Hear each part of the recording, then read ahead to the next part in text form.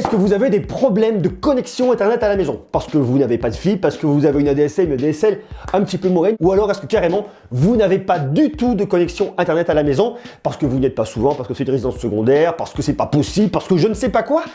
Et du coup, c'est un peu la galère. Alors justement, j'ai la solution pour vous aujourd'hui. C'est une vidéo qui est réalisée en partenariat avec TP-Link qui vous propose un produit cool, un produit intéressant qui va vous aider, qui vous permet de vous solutionner la problématique d'internet à la maison. Quand la fibre n'est pas là, quand la DSL n'est pas à la hauteur, eh bien il vous reste la 4G, la 4G+, et croyez-moi, ça peut être vraiment très intéressant.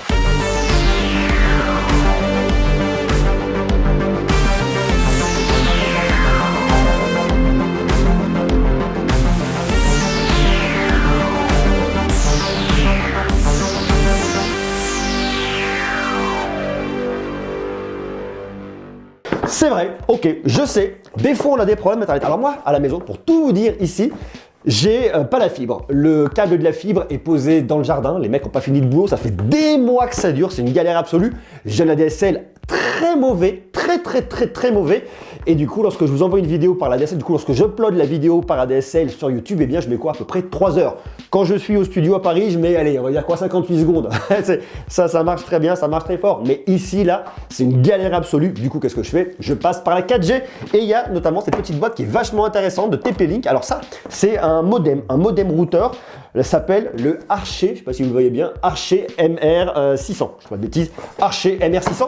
Qui vous permet justement de solutionner pas mal de problèmes. Les cas d'usage sont très clairs, très simples. Je vous le dis effectivement, pas de fibre ADSL mauvaise, ou alors carrément, vous avez une maison à la campagne, vous n'êtes pas relié à Internet, ou alors vous n'y allez pas tout le temps, c'est une résidence secondaire, et bien lorsque vous y allez, vous voulez tout simplement pouvoir effectivement le connecter très facilement. L'idée de cette petite boîte-là, c'est en fait ce modem qui est ici, là. Très mignon, très sympathique. Vous allez prendre une carte SIM, coucou, reste là toi. Vous allez prendre une petite carte SIM 4G, vous allez venir l'insérer ici. Je vais vous montrer comment ça marche. Vous allez voir, c'est très simple, très pratique, ça marche super bien.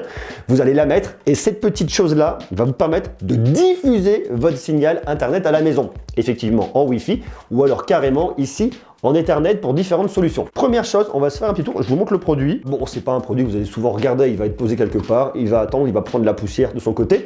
Mais il va servir à vous rendre la vie plus facile et à vous permettre de vous connecter. Voilà le produit. Regardez-moi ça. Comme c'est tout mimi. Je l'aime bien. Il a un seul défaut principal. Et voilà, c'est qu'en fait, il aime bien la poussière. Regardez, on me voit. Coucou, ici en reflet. Il aime bien la poussière. Il est très électrostatique. Donc tout ce que vous allez avoir, petites traces, petite cochonnerie, eh bien ça va être dessus.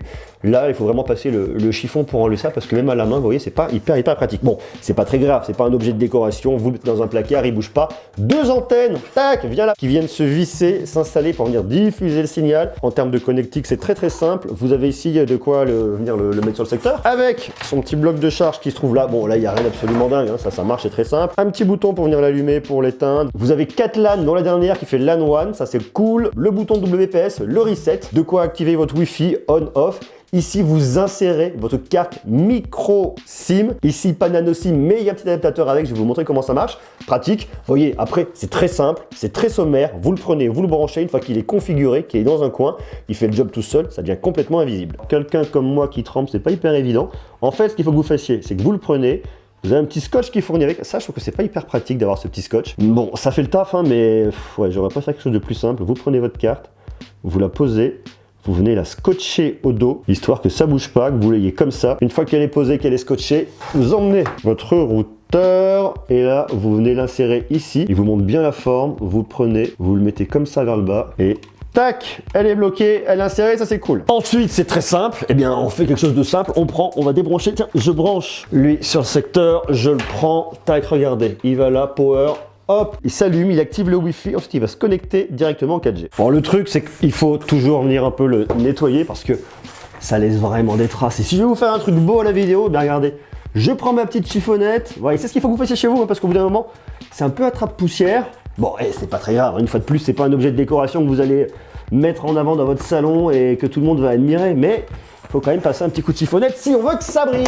On a donc un modem routeur 4G catégorie 6, Wi-Fi 5 qui vous permet d'avoir une connexion internet jusqu'à 300 mégabits par seconde. Ça, c'est vraiment le gros maximum si vous êtes dans une zone qui marche vachement bien. Après, ça va dépendre effectivement de la couverture 4G là où vous êtes. Il y a une possibilité, vous verrez, c'est que si la 4G n'est pas bonne, ça va vous switcher en 3G. Là, ça sera pas complètement fou au niveau de la connexion, mais ça vous permettra quand même de venir récupérer des mails, vous connecter un peu. Bon, voilà, ça dépend une fois de plus de là où vous êtes, de la couverture. C'est pas magique, ça va pas créer le réseau qui n'existe pas. J'ai fait un benchmark entre ce que je peux avoir d'un côté avec la 4G+, et de l'autre côté avec la DSL. Très clairement, avec la 4G+, je suis arrivé chez moi, ça dépend bien évidemment de chez vous, de votre qualité, de votre 4G et compagnie.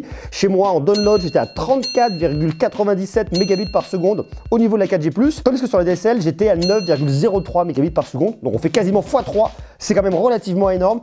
Tandis qu'en upload, pour envoyer par exemple moi mes vidéos, eh bien au niveau de la 4G+, j'étais à 2,84, tandis qu'au niveau de la DSL, je suis à 0,79. Donc il y a quand même un gap, ça améliore significativement pour moi la capacité de télécharger, d'uploader mes vidéos, ça va beaucoup plus vite, je gagne du temps, de la productivité, donc ça, c'est vraiment intéressant. Et donc une fois de plus, si la couverture est bonne, ça ira, sinon ça sera un peu moins bon. Pour venir configurer cette petite bête, vous allez dans votre ordinateur, ici adresse IP 192.168.1.1, bon un grand classique, et vous avez accès à tout. Vous vous connectez, d'abord vous avez un mot de passe à rentrer, il faut ensuite venir déverrouiller votre carte SIM.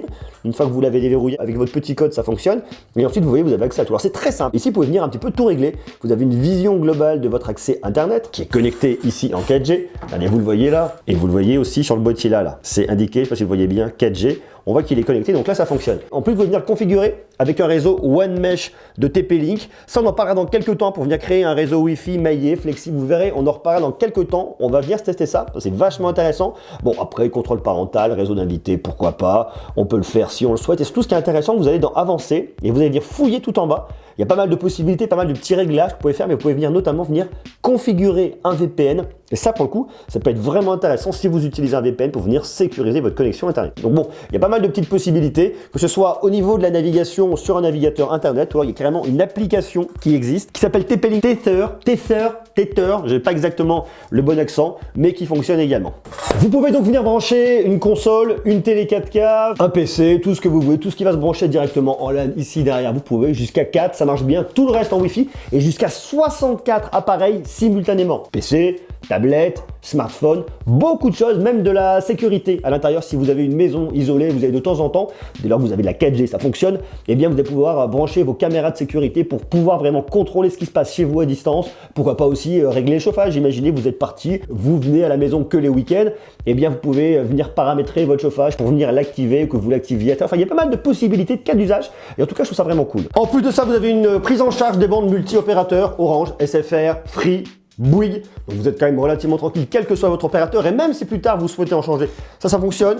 Garantie 3 ans, plutôt bien, efficace. Ça vous solutionne pas mal de problèmes. Ça dépend évidemment de votre cas de figure. Mais je vous dis une fois de plus, il y a beaucoup de cas d'usage intéressants. Donc ça, c'est plutôt cool. Un produit qui marche bien évidemment sur Windows, Mac, Linux, sans souci. Et qu'on peut trouver aux alentours de 130 €. Un peu plus, un peu moins. En ce moment, voire un petit peu moins sur les fêtes de fin d'année.